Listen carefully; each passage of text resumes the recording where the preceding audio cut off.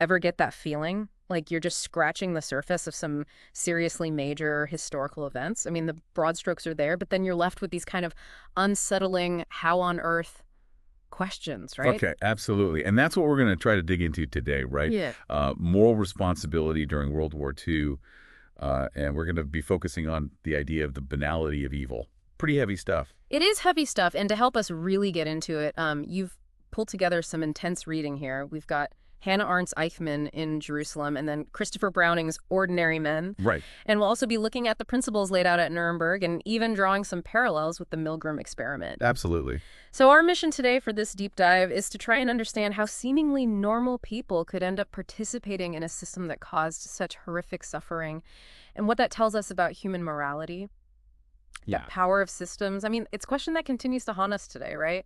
absolutely. And I think to understand the kind of the core of this, we need to start with Hannah Arendt's concept of the banality of evil. Right. Right? It's a phrase that gets thrown around a lot, but going back to her observations at the trial of Adolf Eichmann is really illuminating. Okay, so let's break down this banality of evil idea a bit for anyone who's maybe unfamiliar or needs a refresher. Who was Eichmann, and what was it about him that so struck on? So Eichmann was a high-ranking Nazi official, and he was really the chief architect of the Holocaust in terms of logistics. So he was responsible for the transportation of millions of people to the death camps. Okay. And what Ernst saw at his trial wasn't some kind of raving monster, right? Okay. She saw a very ordinary man. Ordinary. Really, I mean, it feels almost wrong to say that because when we picture the people who orchestrated such horrific acts, we tend to imagine these larger-than-life figures, filled with hate. And that's exactly what makes Arndt's observation so disturbing. And I think it kind of speaks to what you were saying about wanting to uncover those kind of surprising facts, right? She famously wrote, "The trouble with Eichmann was precisely that so many were like him and that the many were neither perverted nor sadistic, but terribly and terrifyingly normal." Terribly and terrifyingly normal. Yeah, that's a chilling thought. So it wasn't so much that he was, driven by this deep wickedness. It was something else.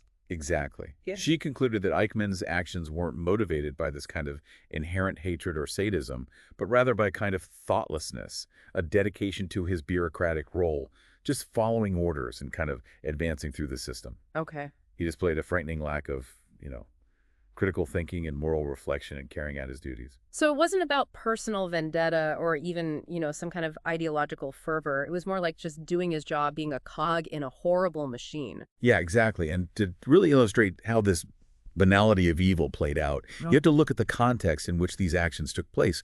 So we're talking about the massive bureaucratic machinery of the Nazi regime. Right. This wasn't just, a few evil individuals acting alone. Mm-hmm. The Holocaust was a massive operation on a scale that almost defies comprehension. Yeah, absolutely. I mean, think about the sheer scale of it. It required countless individuals performing a vast number of roles, right? You had civil servants meticulously keeping records, trained personnel, operating the transports, accountants managing the finances. Right. Many of these people were far removed from the actual killing, but their seemingly routine tasks were absolutely essential to this whole machinery of genocide. Right. And I think a chilling example of this is the Wannsee Conference in 1942. Right. This wasn't a meeting of, impassioned speeches filled with hate.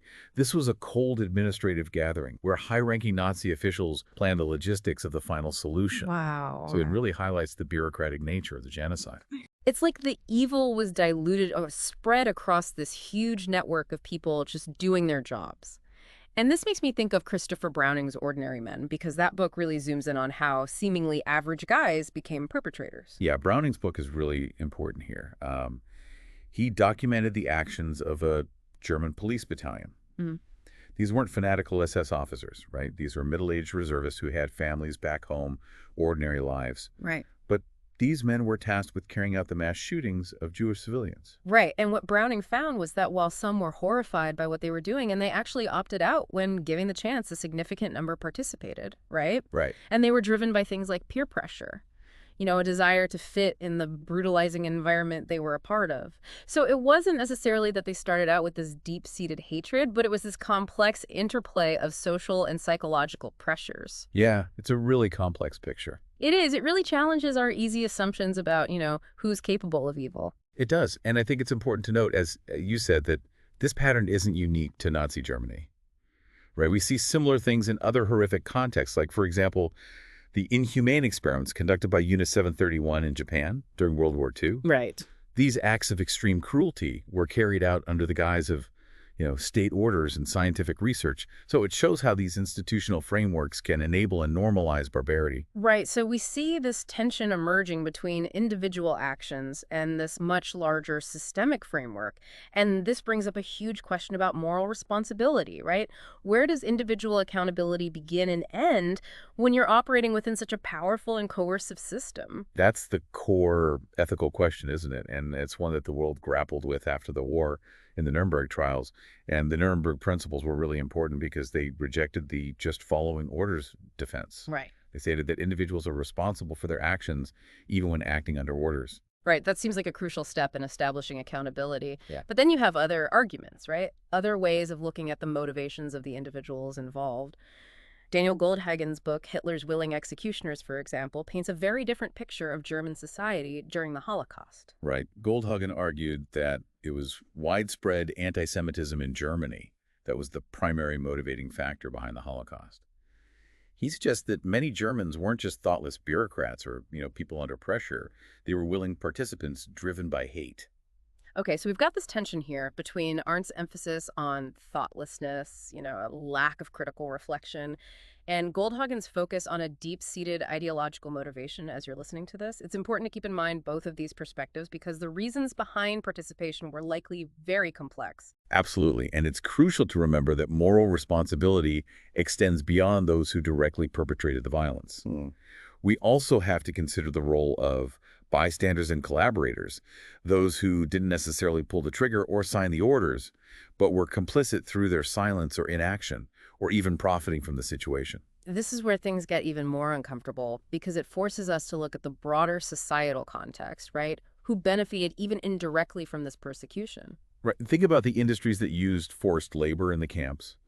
They profited from the suffering of others, and then there were ordinary people who informed on their neighbors for personal gain or because they aligned with the regime. Even the silence of powerful institutions like the Vatican raises difficult questions about the responsibility of those who knew but did nothing. It's a whole spectrum of involvement, right? From active participation in the violence to just looking the other way. And to understand the psychological factors at play here, we need to talk about the Milgram experiment, right? Even though it took place after the war, it offers some disturbing insights into how easily people obey authority figures. Absolutely. The Milgram experiment involved participants who were told to administer electric shocks to another person. And these shocks were fake, of course. Yeah. But the participants believed they were real. And they were told to do this by a figure of authority, a man in a lab coat. Right. And what the experiment showed was that a surprisingly high percentage of people were willing to administer these shocks, even when they were clearly distressed, just because they were told to do so by an authority figure. Right. It's a disturbing parallel to what happened in Nazi Germany, right? Mm-hmm. Individuals following orders, even when those orders led to horrific outcomes. Right. And we can't forget the impact of propaganda, the way it was used to dehumanize entire groups of people, to strip them of their humanity and make it easier to justify persecuting them. Propaganda played a crucial role in eroding those moral barriers.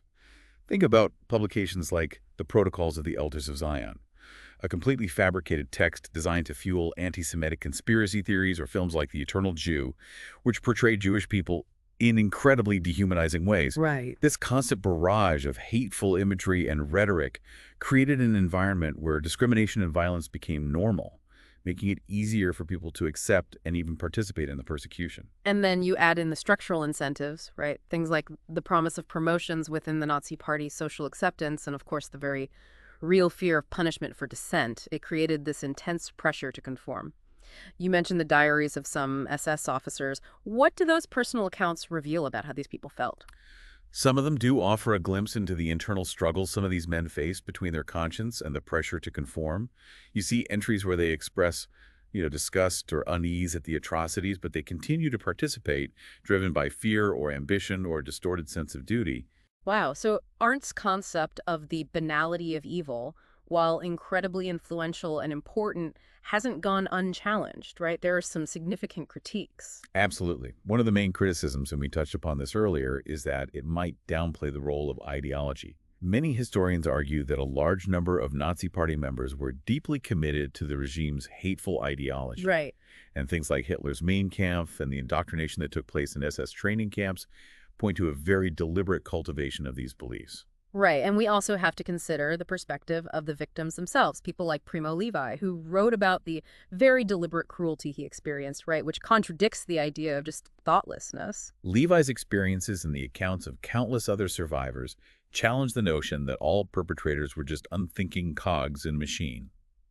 Their testimonies highlight the intentional infliction of suffering, often motivated by hatred and a desire for power. So it's a very complex picture.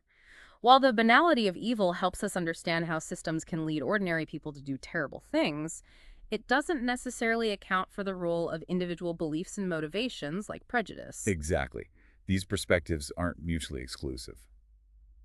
Arndt's framework is still valuable for understanding how systemic pressure and a lack of critical thinking can lead to complicity in evil, even if it doesn't explain everything. Right. So the key takeaway is this interplay between individuals and the systems they operate within. Right. Which brings us to a crucial question for us today.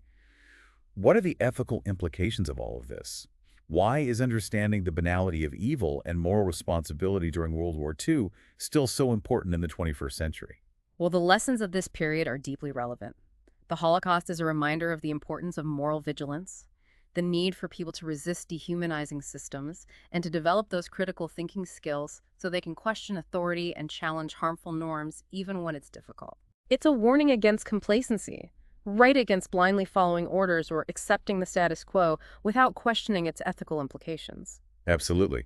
Institutions need to be accountable at every level, and individuals need to recognize their own potential for complicity, even within systems that might seem harmless. Right. As Hannah Arendt wrote, the sad truth is that most evil is done by people who never make up their minds to be good or evil. Wow. It underscores the danger of passivity and the need for conscious ethical decision-making in our lives. Right. And in a world where we're seeing a rise in bureaucratic opacity and authoritarianism, understanding how ordinary people can become complicit in harmful actions isn't just an academic exercise. It's a vital tool for recognizing and resisting similar patterns in our own time. Exactly. By understanding the dynamics that led to the horrors of World War II, we can be better equipped to identify and challenge injustice and inhumanity in the world today. So, as you continue to think about this deep dive into moral responsibility and the banality of evil, I want you to consider this. How can each us cultivate moral vigilance and critical thinking to prevent the normalization of harmful actions within the systems we are a part of, even those that might seem harmless? It's a question without easy answers, but it's one that demands our attention. Thank you for joining us on this challenging but essential exploration.